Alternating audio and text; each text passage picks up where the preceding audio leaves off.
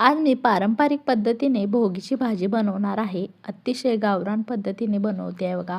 खूप छान आणि टेस्टी होते अशी भाजी. तुम्ही सुद्धा एकदा नक्की ट्राय करा.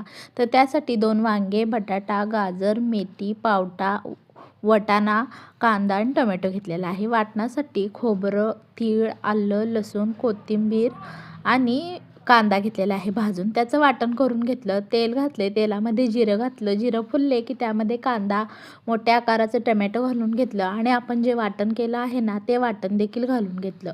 त्यामध्ये काही सुके मसाले घातले, हळद, लाल तिखट आणि मीठ घालून घेतलं. मसाला छान असा परतवून घेतला आणि मग त्यामध्ये वरणा आणि मग वाटाणा घालून घेतला, गाजर घालून घेतलं आणि 5 मिनिटं वाफवत ठेवलं. त्यानंतर त्यामध्ये बटाटा आणि वांगी घालून घेतली आणि एक 10 मिनिटं शिजवण्यासाठी ठेवून देणार आहे. तर त्यासाठी बघा मेथी घालून घेतली आणि गरजेनुसार पाणी घालायचं. तुम्हाला जशी भाजी रसरशीत पाहिजे की घट्ट पाहिजे त्याप्रमाणे तुम्ही पाणी कमी जास्त करू शकता. आता आपण 10 मिनिटं शिजवून घेऊया.